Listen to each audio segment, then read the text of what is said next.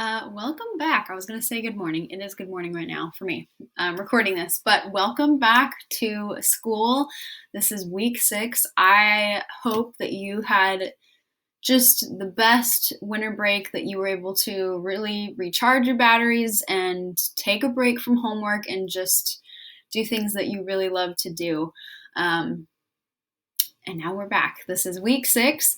If you are watching this video, it's because you were absent on one of our synchronous days.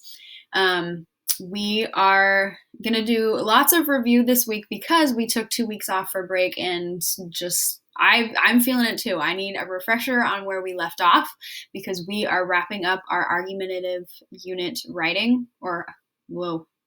argumentative writing unit. There we go. So we're wrapping that up. Let me show you what we're doing this week. So for this week, we are going to continue to review and expand upon our skills in terms of looking at ethos, pathos, and logos, as well as some of our persuasive writing techniques that we noticed during our analyzation of different types of evidence, the 5 different types of evidence that we looked at. Before we left for break, we spent a lot of time looking at advertising and marketing, commercials, things like that. And those definitely have an element to persuasive writing and argumentative writing, but we also need to look at the other side of the coin, which is, speeches and talks that people give that are absolutely meant to be persuasive because it's just a different form. You could call it more academic, I guess. So we're going to take a look at a TED Talk speech that I think is going to be really awesome. And you'll notice that the slides this week are not something that you're turning in, because what we're turning in instead is a Google Doc that we are going to work together to analyze, color code with our Google highlighter, and make some annotations to it. And then for your asynchronous days, I am not assigning you additional work because I want to give you room to finish your project. I know some of you kind of got the ball rolling early before break. Maybe you worked on it during break, I'm not sure. And so you might be completely done with your project. If so, that's awesome. You just get more time to get other things done. But my goal is that your asynchronous days this week would be giving you time to finish your project, whether you're working on your persuasive essay or your Super Bowl ad with the script. And as a reminder, if you are feeling kind of iffy about what's going on and you have lots of questions and you want help, please reach out to me or Miss Hunt. We would love to support you. We have office hours. If you like to talk verbally, we can schedule a Zoom call. You don't even have to show your face, but we can talk it out, or we can email, whatever you need to feel supported. And then for honors, we have an analysis paragraph that's going to be connected to our TED Talk speech. So stick around at the very end of this video for that, if honors pertains to you. But let me show you what we have for our first synchronous day back. This one will be a little bit tricky for you because Kahoot is something that we have to do live together. So this is meant to do some review. If you can't access this correctly, please let me know. I'm really not sure if there's a way that you could just do it on your own. And if that's the case, please let me know and I can send you the slides that are in the Kahoot so you can review. So that's one thing. And then I want to review also with you things that you need to remember and to consider as you are finishing creating your project, whatever that is, the essay or the ad. These are all things that we have been talking about for the past few weeks. And I know it's going to maybe take a second to register because we've been gone for 2 weeks for break, but these are some things to go through and to think about. So in the very beginning of this unit, we talked about finding evidence to best support your argument. And there are 5 different types that we looked at. We looked at numbers, quotes, examples, analogies, and facts. Numbers being simply that. It could be a statistic, it could be a percentage, anything, literally anything that has a number, that's going to fall into this category. Quotes are direct quotations from somebody. It's not a paraphrasing or rewording of somebody's ideas. It's an exact quote, word for word, of what they said. Examples could be anecdotes, which means stories that you tell. It could be specific references to a text or a source saying, in chapter 5, she said blah, blah, blah. So you're not necessarily telling a story, you're just kind of citing an example. Analogies, these are very similar to similes and metaphors. It's when you're trying to compare two things to show how they are similar. So you could look for like or as, like we talked about in our poetry unit, similes. And then facts. These are things that are just kind of set in stone. They are things that have been proven true. There's nothing to disprove that they're invalid. The sun rises in the east and sets in the west, that sort of thing. It's just a fact proven by science and maybe mathematical equations or something. So there's really no room for bias or for opinion here because it's just straight facts. So this is something to definitely consider. If you look back to your rubric, you're going to find that you're going to need to provide evidence no matter which option you choose, whether that's the ad or the essay. It'll look a little bit different in the way that you present it, but they're going to be required for both. And then this is something we're especially going to review this week, talking about the different categories of persuasion, because we've said, which I'll get to in a second, you need to know which one is the best to use for your argument. Ethos, again, that is all about the credibility of the person, usually that you're quoting, an expert. Are they experienced? Are they trained? Are they educated in that field? Because the more so that they are, the more ethos is going to be present, the more credibility we're going to see. And then logos is simply using reason and logic. So you're going to definitely rely on concrete facts and numbers, those two forms of evidence for sure. So you're kind of appealing to what just makes logical sense. And then pathos is one that we saw very evident with commercials and advertising, that you are relying on emotion. You're trying to evoke specific emotions and feelings in your audience.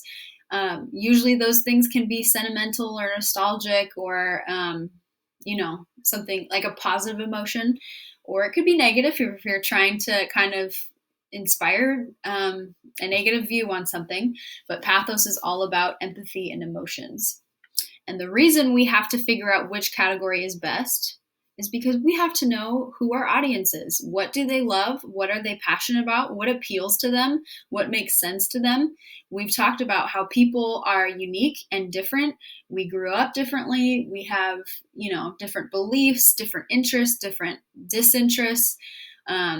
What if you can figure out who your audience is, that would be looking at things like, what generation are they from? Maybe what area of the world do they live or did they grow up in? What is their gender? Things that really make a difference and an impact in how they're going to perceive your message. If you can kind of get a good idea on a compilation of those aspects, you're going to have a really good picture of who is your audience. And then this is specific definitely to advertising and commercials. So if you're doing that Super Bowl ad, you're going to want to remember this, but some of it could translate also into an essay. So what techniques will you use to enhance your ethos, pathos, and logo? So once you have one of those categories kind of nailed down as the main route you're going to take, which techniques and tools are you going to use? Are you going to use fear, where you're trying to get your audience to think about worst case scenarios and how they can avoid it? Are you going to use bandwagon, where you're saying everyone's doing it, everyone has this, if you're not a part of this group, then you're out and you just don't know what's cool? Are you going to use testimonial, where you are you're kind of using ethos in a sense, where you're pulling some famous person that's well loved and you're saying they are connected to this item or this idea? Loaded words is, again, when you're using words with specific connotations to them. In most cases, I would say people use this when they're wanting negative connotations, like associations with words, but it could also be positive. And then repetition is simply that, just repeating something over and over again. Usually it's a slogan. Slogans are catchy sayings, things that you can remember. Oftentimes, if they're set to music, they're called jingles. And then plain folk is this idea of everyday people. They are an average person just like me, and we can connect and relate on that. They're not far above me in class or status. Transference is all about noticing what's in the details. What do you see in the background of images? What do you see in terms of how they're wanting to create a specific tone or mood? That's definitely a really big aspect of transference, tone and mood. And then lastly, beautiful people. This is the opposite of plain folk, where you're showing, models and rich people and people of high class and saying, if you believe in this idea or if you buy this perfume, you could be just like them, right? Okay, so this is going to be the meat of what we're doing this week. We have focused a lot on advertising right before break, like I've said, and now we're going to look at more, I guess you could say, the academic side of this whole unit is a persuasive speech. So we are not going to just throw you to the wolves. I have specifically designed this week so that we will be doing this together, and I want to remind you that I understand that it is hard to come back from 2 weeks off and just get back into the gear right away of school. I get it. I'm struggling to wake up on time because, we sleep in during break and things like that. It's hard to keep our attention focused again because we've just had a break, and I totally understand that. So what I have decided to do is that we will do this together during our synchronous day Zoom calls. So we are going to watch this speech together. It's not very long. It's like 7 minutes, 8 minutes. And then we are going to look at the written transcript of the speech. So it's basically going to look like an essay. And we are going to work together to identify elements of persuasion that she uses in her speech. And we're going to do that using the color code with the Google Highlight tool. And the whole purpose of this is just to help you visually identify what is she using? What are her techniques? What kind of strategy is she using? Is she relying more on ethos, pathos, and logos? And we're going to try to see what we can find. So what I'm going to have you do is I'm going to have you pause this video of me talking, and you're going to watch the speech. I would recommend putting the closed captioning on the bottom so you can see the words pop up on the screen. If that kind of bothers you and distracts you, you don't have to. But you're going to watch this speech. This is Haley Hardcastle. She grew up in Oregon. I think she graduated high school maybe a year or two ago. She's just fresh into college, and her topic for this TED Talk speech is why students should have mental health days. And if you look at the title of her speech, you can already tell that this is going to be a persuasive speech. She's trying to convince you that students, you already know what her stance is, that she believes they should have mental health days, and she's going to try to persuade us as to why we should believe and agree to that as well. So go ahead and pause this video, watch Haley's video, her speech. If for some reason this video right here is not working, I've also included a link in this comment section down here for you to click on. So go ahead and do that, and then we will get back together. All right, so you should have watched Haley's video. What I'm going to show you now, when you go into Canvas, like I said, we are not turning in these slides. I didn't give you access to turn them in, because what you're going to turn in instead this week is a Google Doc connected to this activity. So if you go to our modules and you go to week 6, you're going to see the slides that are just linked, like I said, right here. And then the TED Talk speech is what you're going to click on, because this is what we're going to be editing. When you do, it'll open it up and it should look like this. You won't see this yet, but I'll just give you a second to do that and take a look at, if you scroll, you can see, like I said, this is a written, I got it from the website, the TED Talk website. It's a direct written transcript of her entire speech. So we're going to look at it as if she wrote it as just an essay. Obviously it's not, it's a speech, but she did write notes out. So you'll see these numbers just represent the time in the video as to when she said all this. So we are going to read through this again. It's everything that you just watched in the video. I know it looks long, but only 7 minutes, right? And we are going to use the Google Highlighter tool to identify these aspects. And what I'm going to ask you to do, I didn't do this last time with our poetry unit. You are going to, we had experience using the highlighter tool in our poetry unit. So you are going to, again, go up here to add-ons, and you should already have it downloaded because we did that for poetry. And you're just going to hit start. And when you do, something like this should pop up. It won't necessarily have this yet because I've already created it, but you'll go to, highlighter library, and you'll create a new set, clicking this green button. And in that, you're going to make it look just like this. You're going to type elements of persuasion up in the title, and I need you to have the same color for the same category. So quotes cannot be yellow, it needs to be blue. And the reason for that is because when you turn this in and I'm looking at it, I can't have everyone use different colors because it's just going to get really confusing for me to grade it all. Because I'll have to consistently go back and say, okay, wait, what colors quotes, what colors facts?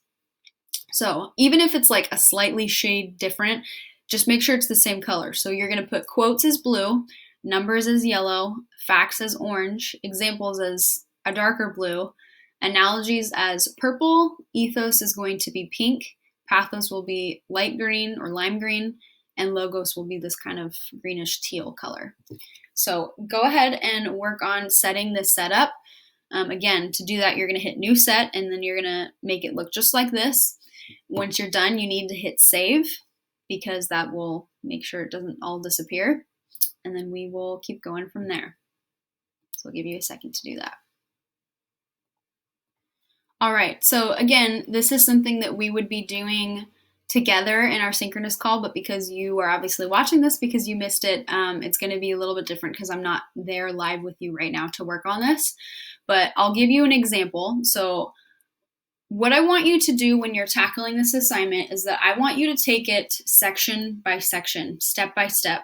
I don't want you to be overwhelmed and say, oh my gosh, there's like 5 pages of this and I have to go through all of that and highlight it. You do, but just take it step by step. I promise it's a lot less overwhelming when you do it that way. So let me model the first section and we can do this together through the video. So we're going to read it. When I was a kid, my mom and I made this deal. I was allowed to take 3 mental health rest days every semester as long as I continued to do well in school. This was because I started my mental health journey when I was only 6 years old. I was always what my grade level teachers would call a worrier, but later on we found that I had trauma-induced anxiety and clinical depression. Okay, so we read through it. Obviously, you watched her and listened to her share this in her speech, but reading through it again. So now we're going to go over to our highlighter tool, and we're going to look at our options, and we need to figure out what is present in this particular paragraph. What do we see? Do we see her using direct quotes? Do we see her using numbers? If you've already kind of identified something as you're reading through, great. Just go through and start highlighting it. If you're like, hold on, that was kind of a lot. Like if you're looking at a bigger paragraph, whoa, that's a lot. I need to even take it more of a step by step. I would suggest tackling it like this. When I was a kid, my mom made this deal. Quotes, numbers, facts, examples, analogies, ethos, pathos, logos. Nothing yet, right? I was allowed to take 3 mental health rest days every semester as long as I continued to do well in school. I think that we could label this sentence an example because she is referencing a specific story, something that happened in her life, right? This was because I started my mental health journey when I was only 6 years old. What did I say about evidence? Numbers. Anytime you see a number, you can highlight that. So we can highlight this numbers. When I was 6 years old, I was always what my grade school teachers would call a worrier, but later on we found out that I had trauma-induced anxiety and clinical depression.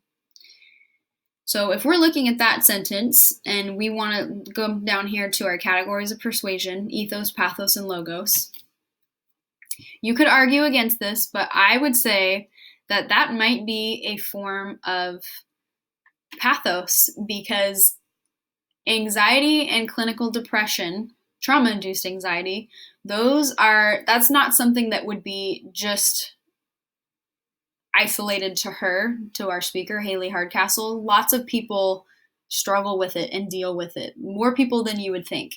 And so if that is something that another human being could connect on, that's empathy, right? That's emotions. That is something that you can immediately, if you, like myself, for example, I've struggled with it before, I could say, oh, okay, I have an idea where this is going. I can identify with that. I can relate to it because I've been there myself.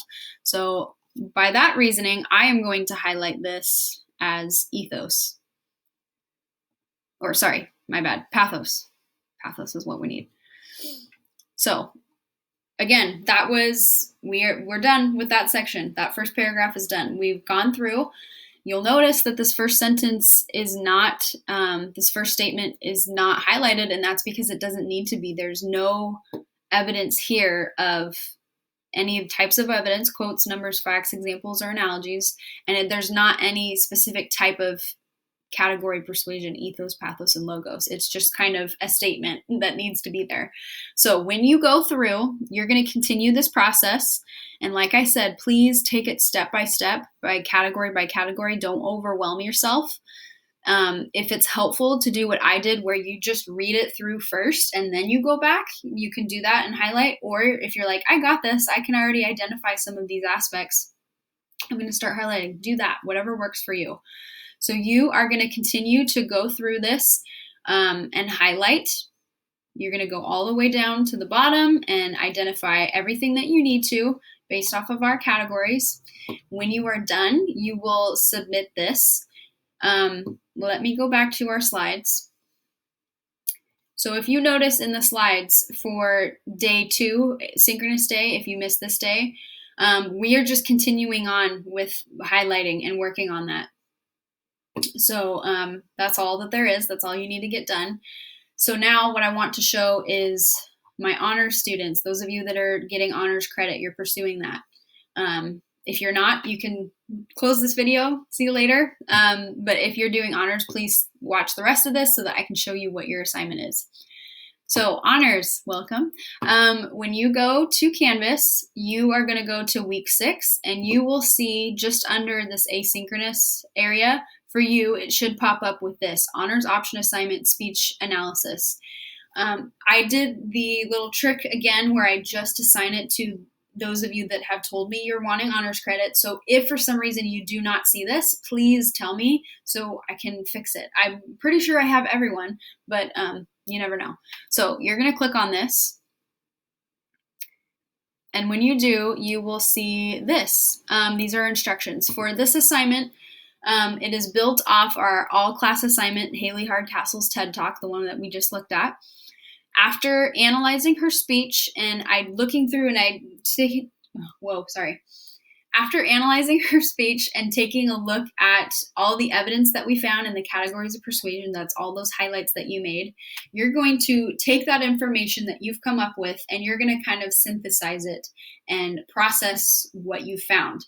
You will write 1 to 2 paragraphs, so 1 minimum, 2 at most, paragraphs reflecting on whether or not you think her argument is convincing. So you have already identified all of her forms of evidence, what type of category, ethos, pathos, and logos, and now you get to decide based off your observations and analyzation, is her argument actually convincing? Do you believe her that we should let students have mental health days? So you get to kind of answer that question. Yes, I think they should, or no, I don't think mental health days are necessary. So again, I'm asking you to tell me what you believe based off your analyzation and your observation. So it's okay to say, no, I don't agree with her, but you have to tell me why. So you're going to do this in here. You can do it within a text box. You can, if you want to do it on a Google Doc and then send me the link, you can do that, or maybe a file upload. I've made all of those a possibility. And just a quick reminder, we are not using our own bias as reasoning for whether or not you think her argument is convincing. Bias meaning, you can't just make your argument solely on, well, I would love a couple days extra off. That would be great. I'm a student. Or even like, I struggle with depression and I think that would be awesome. That's part of your argument as to why you think it's convincing or not, but it can't be the sole part of that. You have to evaluate her evidence and her claims, the use of ethos, pathos, and logos, and determine more so on that, is her argument actually convincing and why? So again, it's going to be 1 to 2 paragraphs. So it should be, I don't know, half a page to a page, a good page. And again, you can't just tell me I agree. You have to tell me I agree and here's why, and pull from all the hard work that you've already done. Look at the evidence that you found. Look at whether maybe she uses a lot of pathos and hardly any ethos and logos, or vice versa. Tell me what you found and why you believe yes or no to her argument, her persuasive speech. So again, that is on week 6 of the modules in Canvas. And that's all you have to do for this honors extension assignment. If you have any questions, please let me know. Other than that, that concludes week 6. And again, if you have any questions, just email me or catch me at the end of class, and I will see you soon.